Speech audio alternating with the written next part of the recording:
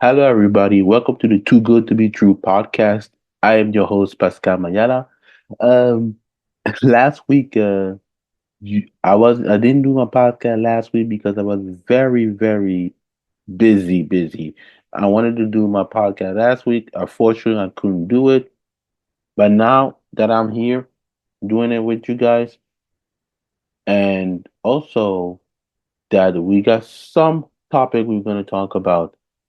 But first, before we go and talk about the subject that I want to talk about, make sure you guys to follow this podcast on my YouTube channel, Too Good to Be True Podcast with Pascal Mayala. You can subscribe, like, notify, comment on my video, or comment on the community. Like I see a lot of people commenting in the community about every news that I bring in on the community. So everybody is free. You are welcome. You are family to me. So, and also make sure that we need 1,000 like on the podcast on my YouTube channel, or you can also listen to this on Spotify, Amazon Music, Apple Podcast, Castbox, and so on and so forth. So make sure you guys to listen to my podcast any given day, or some episode you missed on my podcast is still available on those platforms, those streaming of those podcasts on Amazon, Spotify, and Amazon Music. So let's tune in right now.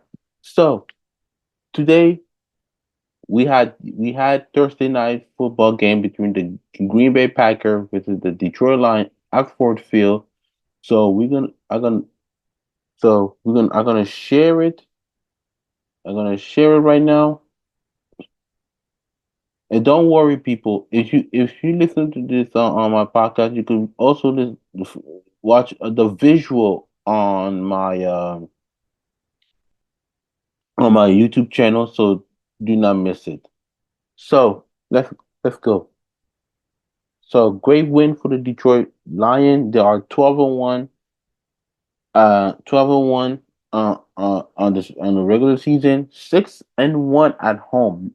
I mean, six victory and one lost over the Packers, who are 9-4 now. In a way, they're 4-2. And this game was pretty fantastic. I mean, this is the battle of the NFC North. So great win for the Lions. Jared Goff had 32 completion, 41 attempt, 283 yards, three touchdowns, and one interception. He got sacked once, compared to Jordan Love, who had 12 completion, 20 attempt, 206 yards, one touchdown, one sack on the passing game. Now on the rushing game, in the rushing, compared to the uh Detroit and Green Bay, their total yard combined 101, 34 carries combined, and one touchdown, compared to the Green Bay 24 carries, 99 yard, and three touchdowns. So Devin Montgomery for the Detroit Lions in the rushing had 14 carries, 51 yard, one touchdown. Jamar Gibbs had 15 carries, 43 yard, and no touchdown. Josh Jacob, who was the savior of the Green Bay Packer, had 18 carries, 66 yards, three touchdowns on the Russian attack. Now, I'm talking about the Russian attack. Now let's go to the receiving. Receiving, I mean, Jamison Williams, five receiving, 80 yard.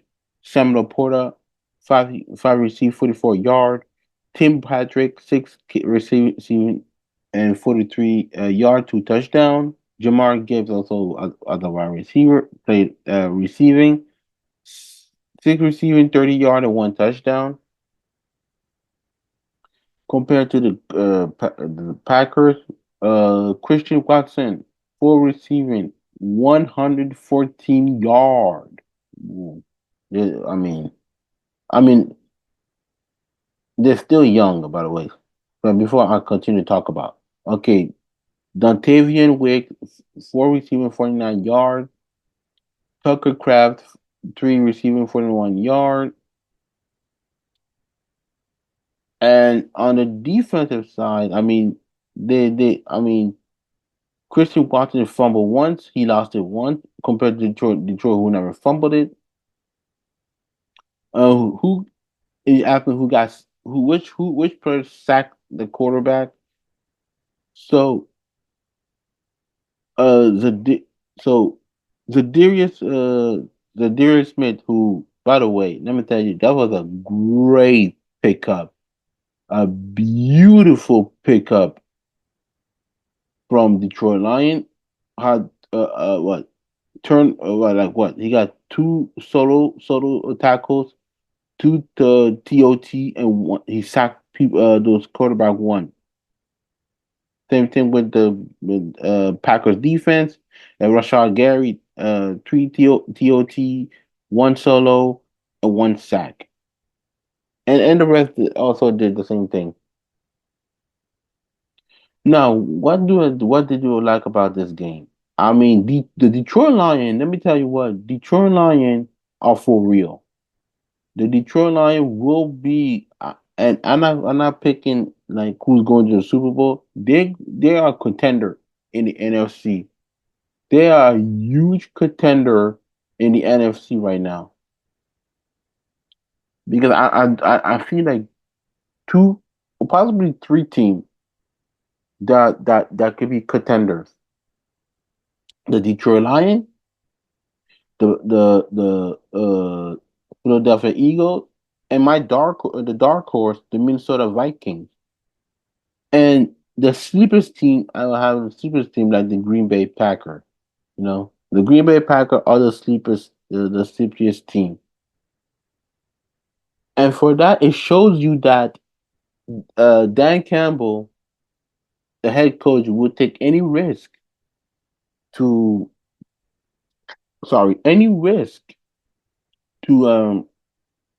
do a fourth down, especially on the last drive when they did the fourth down and winning the kicking field goal to win the game. That kind of coach um Dan Campbell will do. But also remember last year, um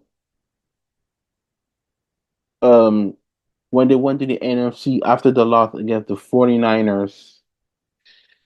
Remember what he said? This is our first hope, last hope, because maybe they will never come back. And I think that moment when he said that, I think the Detroit Lion player, I talk about the players, got the psyche that, yeah, maybe it's gonna be the last NFC that we can make.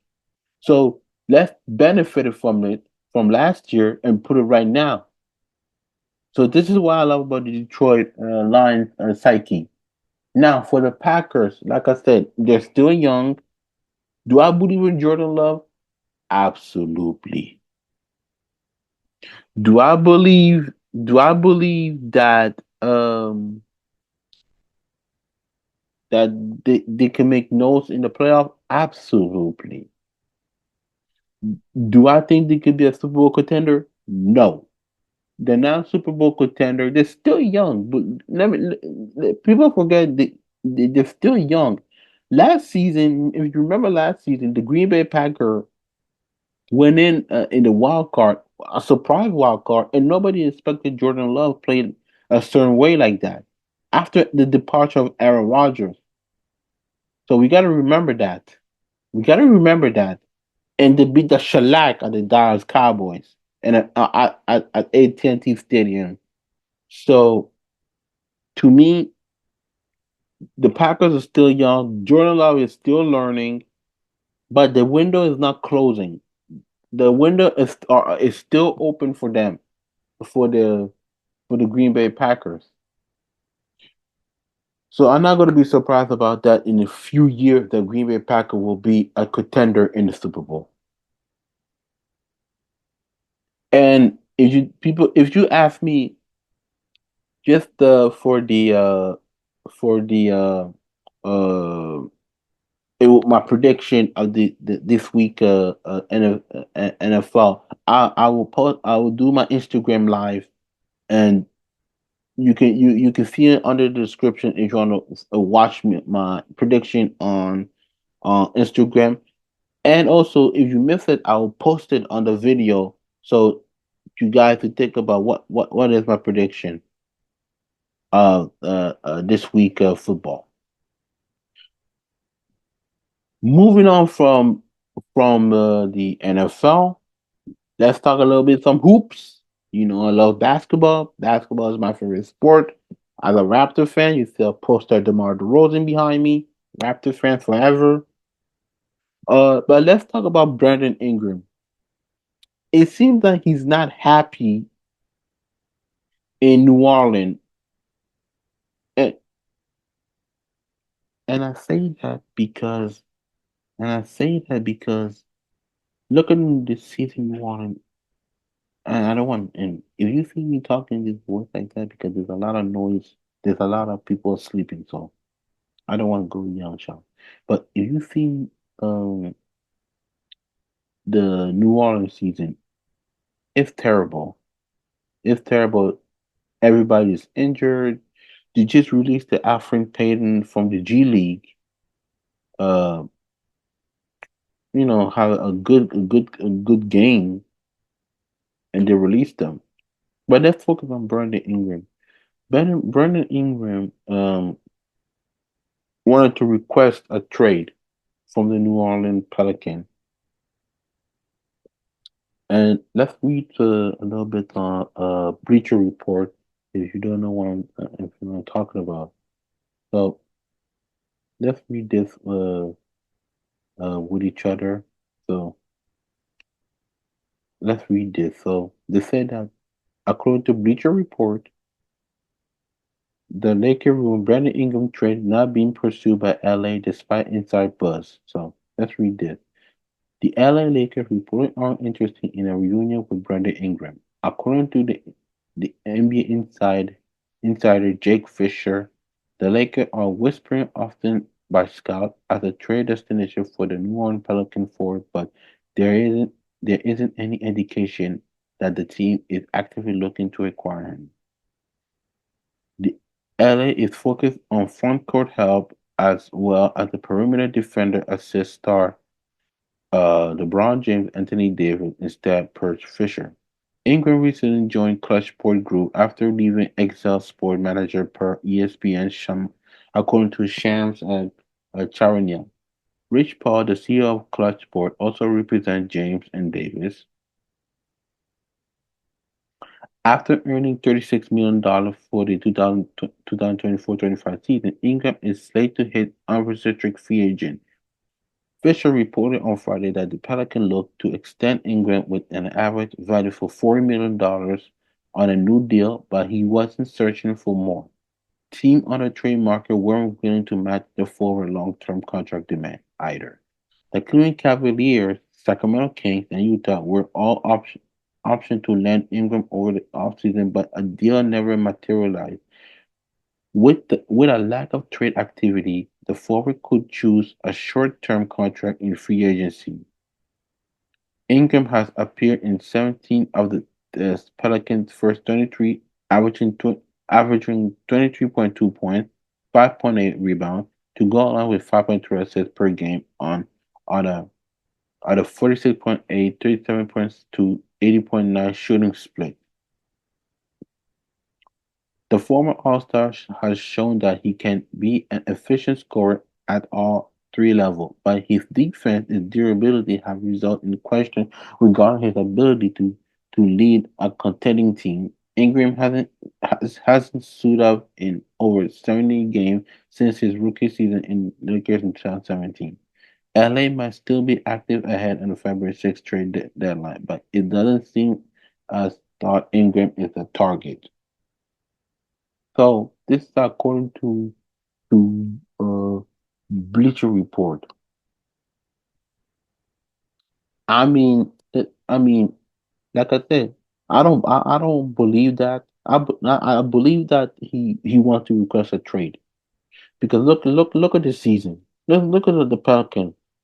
I mean, Zion is injured. I mean, even Dejounte Murray was injured in the beginning of the season. CJ McConnell was injured. I mean, everywhere. And if you saw the roster, they would play a bunch of G League and probably one of the or reserve and G League team on the Pelican. So this is not Willie Green's fault. I mean, I don't know what happened with the Pelicans. It doesn't seem good for them. Now, before I talk to Zion, the Zion thing, let me talk about the Ingram stuff.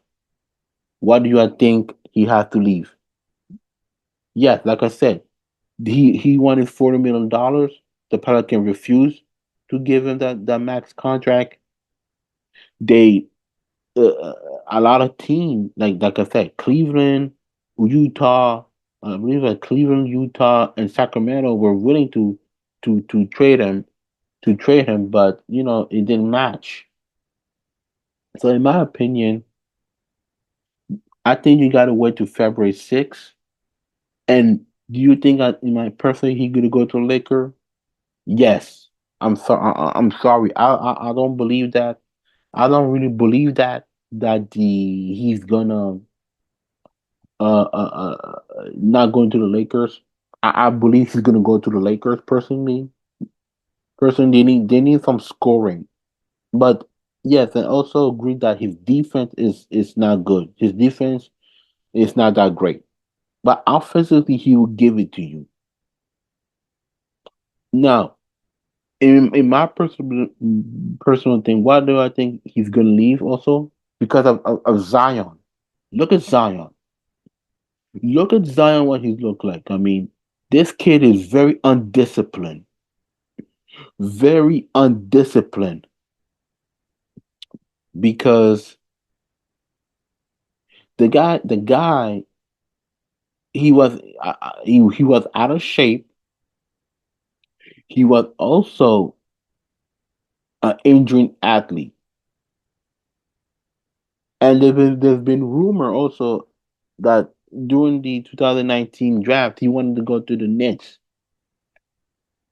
And in my mind, I said, I don't think he's gonna go to the Nets because look at how he injured and the heat, and also the heat that he will take in New Orleans is nothing compared. And I mean it for real. It's nothing compared that the heat that he will get in New York. I mean, New York is media. Like I said, New York will crush you. I mean, look at with the Jets. Look at the Jets. I mean, they are crushed. Aaron Rodgers has been crushed by the New York media. Also, the New York Giants. Also, both team, New York team, are the a football team. So I don't think Zion should go to the Nets. I mean, they're trying to build around him, but how can they can build around him if he's not disciplined? I mean, he's not disciplined about his health care. He's not disciplined on take care of his body. He's he's very not disciplined to show up in a game. How you could build a franchise around him, huh? How you could build a franchise around Zion Williams? In that case, this is why I do think Brandon Ingram wants to get traded. Personally, not just the contract, but also the health of Zion. I mean, Superman need his Batman need his Robin. I mean, even though Zion is the number one option, how come a Batman cannot get in great shape? That's my question. So I'm not mad about that. I'm not mad at that report that that Ingram wants to request a trade. I'm not mad at that at all. So so this is what we have to deal with the Pelicans. A lot of injuries.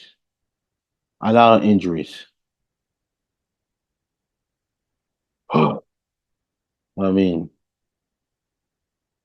I don't know what Brent gonna do. So he has to personally he has to go to free agency, but they don't want. But the Pelicans don't want that, in my opinion, because of the contract. But that's how I gotta say about that. Moving on from this, we're gonna talk about Kendrick Lamar.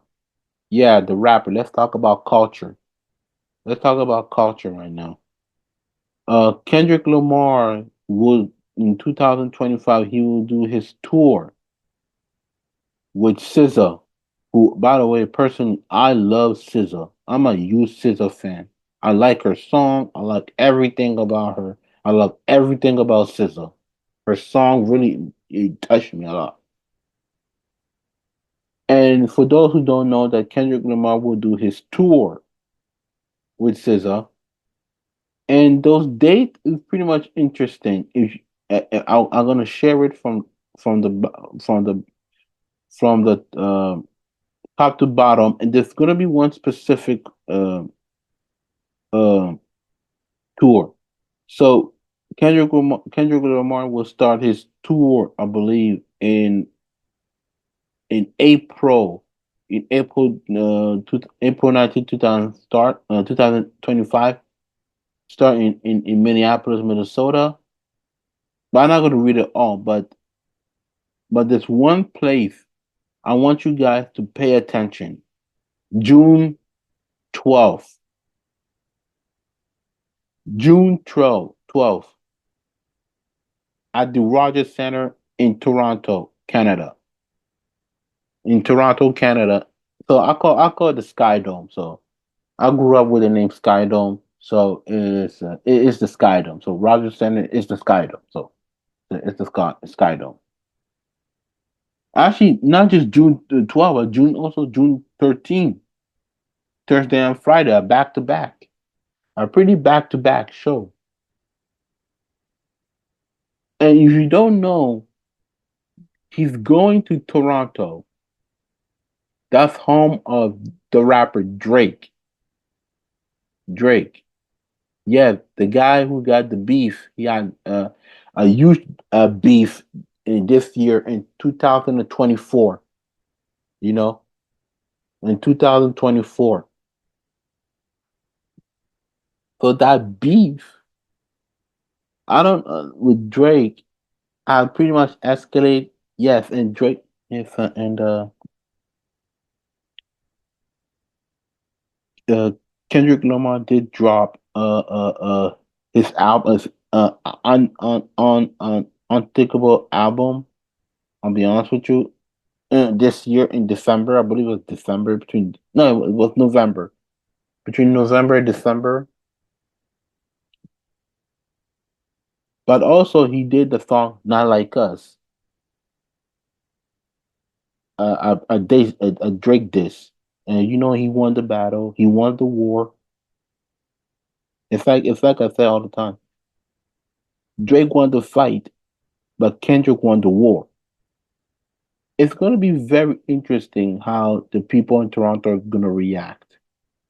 And I don't think and I don't personally think he's going to play Not Like Us and other thing he did on Drake, because Drake, Drake, he is like the most important people in Toronto. It's not just in Toronto, in the country of Canada, which I grew up.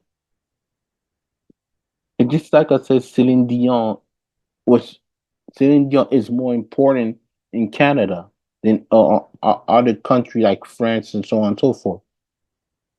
But do you know that Drake put Toronto on the map?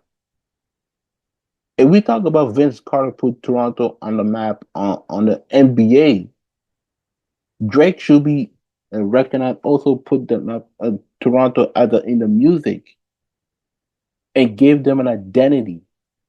The government in Toronto, even Canada, popped for Drake. So it's gonna be very interesting to me how the people in Toronto is gonna react because I can tell you right now, some fan they are Drake fan and some fan are Kendrick fan, but most of them are Drake fan. So that's going to be very, very, very interesting with this because I don't think he's going to play not like us in Toronto. He's not that stupid. If he does play that, he's cooked. I guarantee right now he's going to be cooked if he played not like us because there are some Drake fans in Toronto because and also yes, and also we and also he pumped the government a lot of money, a lot of money. So it's going to be very interesting. And now, if I'm Drake, what you going to do about it? Because this guy is coming to your country and your hometown, having a double concert in the Rogers Center, which I call the Sky Dome. What you going to do about it, Drake? So this is all I gotta say about that. About the uh Kendrick situation, and and it's gonna be very interesting how Drake gonna respond. Now, moving on from our final topic. Actually, we have time, but I will probably gonna do my final topic a little bit. Maybe if I found something Actually, no. Actually, no. I will talk about two very quick, important thing in the in the world of sport, but also I want to talk about the ESPN top 25 under player. So I'm gonna share right now. I'm gonna go to ESPN right now, and I want you guys to a little bit read this. So ESPN did a ranking on the top 25 under under 25 years old. So So let's read this. So you got Bilal Coulibaly from the Wizard, Tyrese Henson, Houston, okay. Dyson Daniel, okay. Amin Thompson, okay. Tyler Hero, okay. That's okay. Jaden Green. I just want to remind you guys, it just is just how you say this? I couldn't find the word, but I'll find it. It just I can't find one. I'll say it later, but let's continue to read the ranking. So yeah, suggestion. It's just a suggestion. Yeah, suggestion. It's just an opinion of their thought. So they got Derek Lively at 29 and 19, Jalen South 18, Jalen Johnson 17, Zion William 16, Brandon Miller 14 at the 15, Darius Garden 14, Kate Cunningham 13, LaMelo Ball 12, Scotty Barnes 11, Alperen Sengun 10, Jalen Williams 9, Evan Mobley 8, Tyrese Maxey 7, Tyrese Halliburton 6, Chet Holmgren uh, 5, Franz Wagner 4, Paulo Baquero 3, Anthony Edward 2, and Victor Wembanyama 1. So, so what did I thought about this list? This list. It's okay. That list is okay. I'm not gonna lie, but I got probably some issue with that. Some a little bit, not a lot, but a little bit some issue with it. Not in the sense of the players, in the sense of the ranking. So to me, I will remove Victor Wembanyama number one. I will put between. I will put Anthony Edwards, Paolo Banchero, Lamelo Ball number three, and Victor Wembanyama will be like in the 12th, 13 rank. I'll be opinion, in my opinion, because I know he's still young. He's still young. I have an issue with Zion Williams, number 16. He should move a little bit up. He could be number 11 or 10, 10-ish, in my opinion. So that's actually also no also I do have an issue with actually Jalen Green and Tyler Hero. They should move up. They should have been moved up to number 14 or 13. So that's all my opinion about this. So I know it's just a suggestion. It's just an opinion of the ESPN, but to me, those are my issues that I said. I will remove Victor Wembanyama, put him in the top, between in the like I said, top ten to 20. I will move Lamelo Ball number three. I will move up Zion, Jalen Green, and Tyler Hero up a little bit. So that's my opinion about that on that ranking. But it's not a bad the name is okay, but just the ranking is just I have some little bit some issue with it.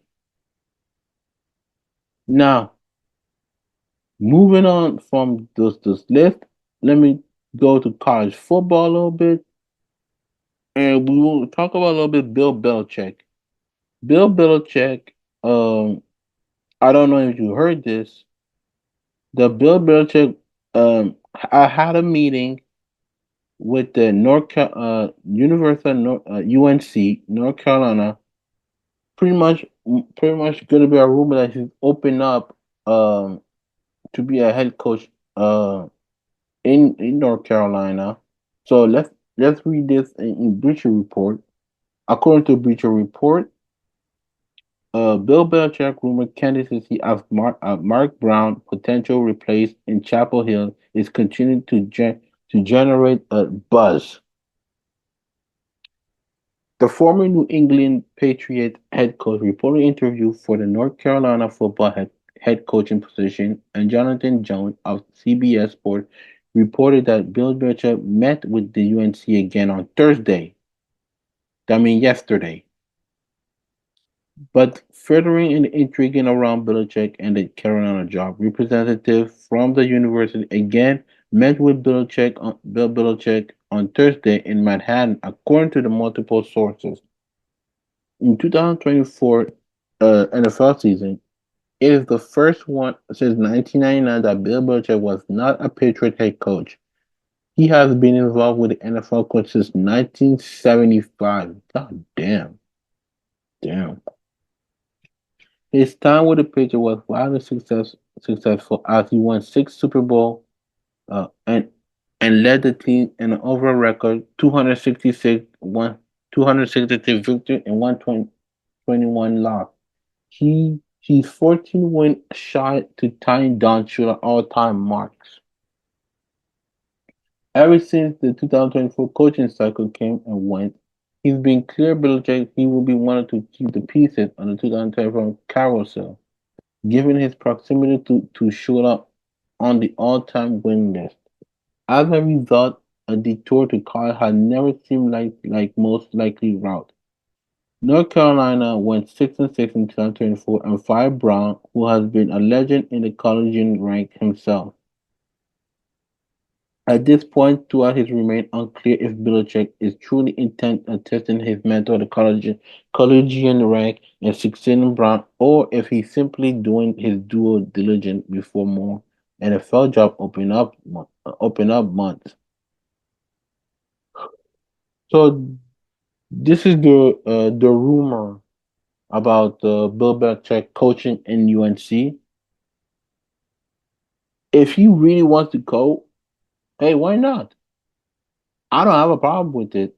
But probably my issue is gonna be with Bill Belichick. Can he coach those young players?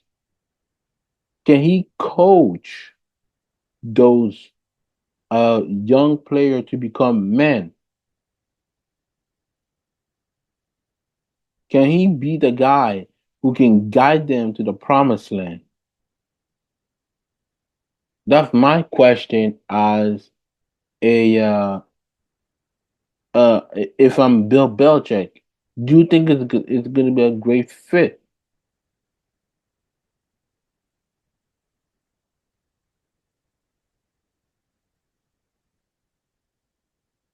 This is gonna be very, very interesting for that for Bill Belichick because I know he wants to coach again.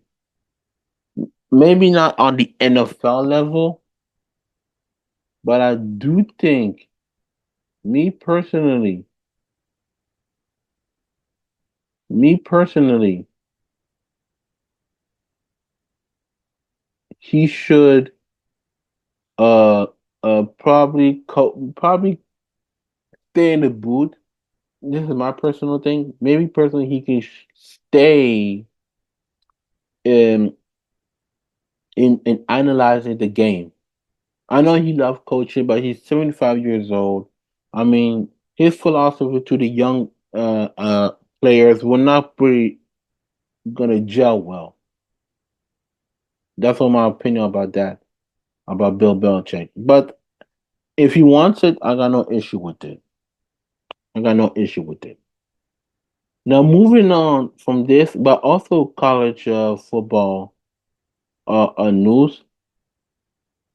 Eric Bienemy has been fired. Yeah, Eric Bienemy, former offensive coordinator of the Chiefs, has been fired in the UCLA after one season leaving the NFL for college football. So let's read this. Let's read this together. US UCLA have moved on from offensive coordinator Eric Bieniemy. According to Yahoo Sports, Rose Dellinger first reported the move. NFL Network Tom Pelissero shared a statement from Bienemy agent Jason Fletcher, who said this was a mutual decision and previously planned. He's still getting paid by the Commanders, according to Fletcher. After interviewing for a head coaching job last year, he wanted to stay active and busy, so he decided to go to help out Deshaun Foster, who is like his little brother at UCLA, as opposed to sitting out a year. The plan was always to return to the NFL in 2025, and he looked forward to the opportunity ahead. Bienemy joined the Bruins staff ahead of 2024. Their offense ranking is 117 in yards, so that means 328.8, and 126 in scoring, 18.4. As the team went 5-7 overall and 3-6 in the Big Ten. UCLA lost a leading passer from 2023, Dante Moore, which was a big blow because the five-star recruit figured to be part of the office long term. Leading rusher T.J. Harden returned, thought, thought as did the top three pass catcher, wide receiver Logan Loya and J. Michael Stardivan, and tight end Moliki Matavao. Senior quarterback Ethan Garbell has some starting experience. In addition, promoting Foster from running back coaching to head coach as Chip Kelly replaced provides some continuity. Nobody expected the Bruins to be an elite offensive unit, but they certainly shouldn't have been near the bottom of the FBS. Even though this was all by design, it's hard to see the brief time he spent at UCLA helped to boost Bienemy coaching stock. Only a few seasons ago, he was considered a can't-miss candidate for whatever vacancy opening in the NFL. He won two Super Bowls as offensive coordinator as for the Kansas City Chiefs, and the team was top five in yard, point, but one of his five seasons in the role.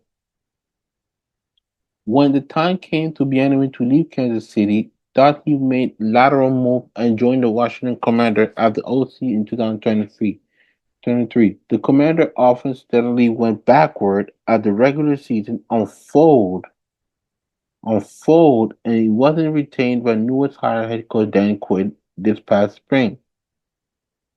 Now Bienemy is back in coaching market after having two chances to prove he can succeed outside of the Chief ecosystem and struggle each time. Based on his resume, he should be able to get another job in the NFL this offseason, but it feels like he's stuck having to prove himself all over again if he still aspires to be a head coach. So, this is what according to the Bleacher Report. Let me just check something a little bit. Okay, this is what according to Bleacher Report. To me, I don't know. I don't know if he could. I don't know if he will be a head coach in the NFL because I don't know. I mean, it's weird. It's weird to say that because he had a chance to be a head coach, but unfortunately he couldn't. I don't know why. I don't know why. Maybe it's his coaching style. Maybe it's how he coach, how he talk to his players. I do not know. But something is not right. And I don't think race has got to do with it. Believe me. If I know everything about race, I can smile my 2 cents with my big nose open. Yeah, like a big nose open if I was a werewolf. But I don't know. I don't know. I don't know what's going on, but he should have left uh, the the Kansas City Chief in the first place. I know maybe when he left, maybe the money issue. I don't know what's going on. But if I'm a offensive coordinator and I had a lot of success in with the Chief, why would I leave?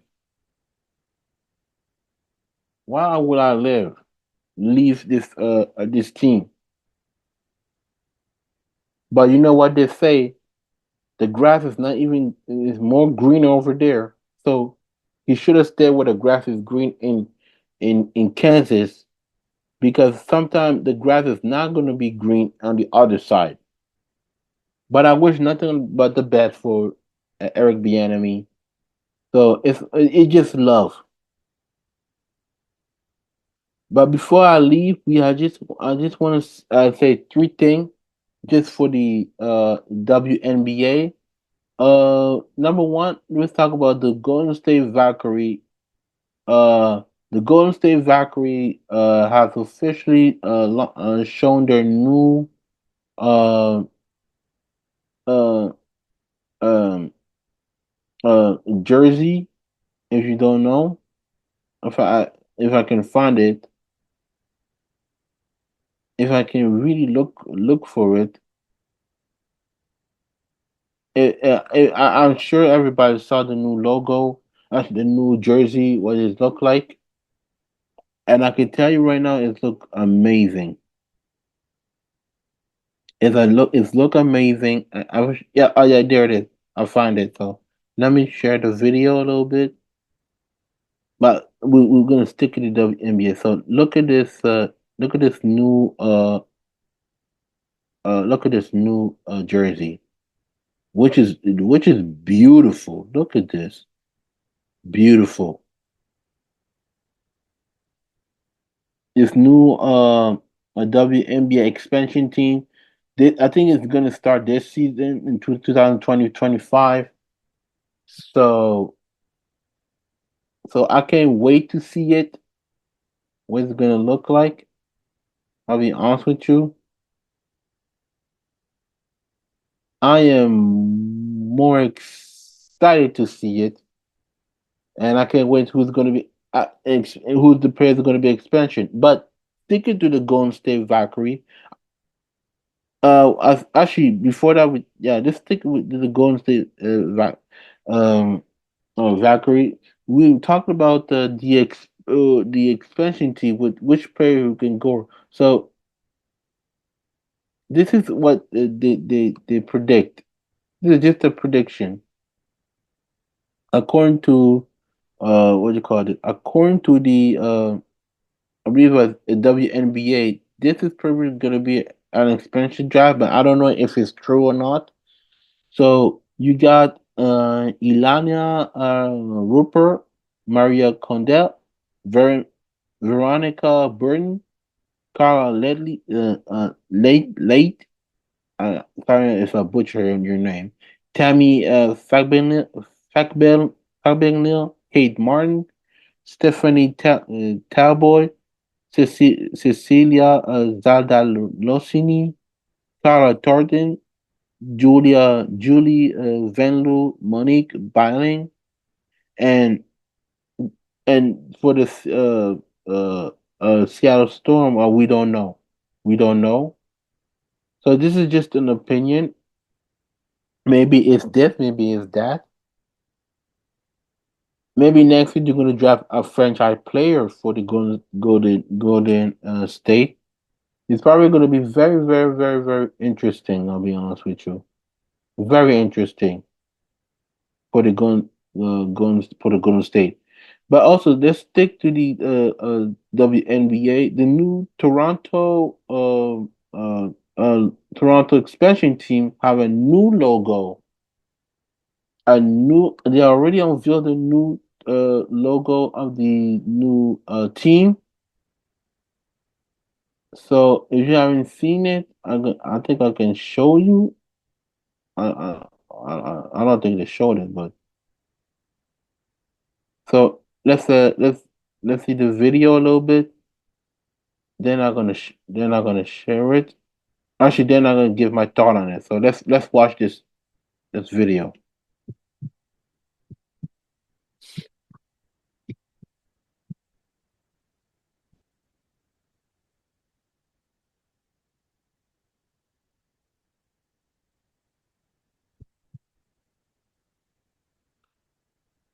So my thought of the logo. If you haven't seen the logo, I'm gonna show you again. So this is the new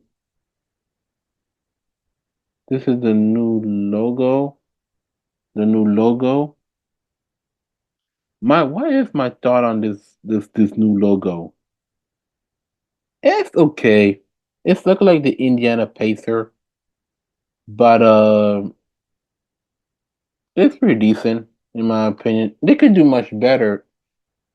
They could do much better with this logo, in my opinion. In my opinion. Yeah, there it is. This is the new logo. I'm okay. I'm okay with it. So I got no issue with it.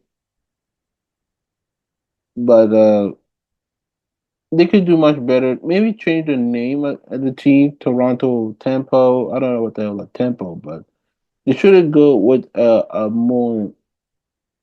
better name. But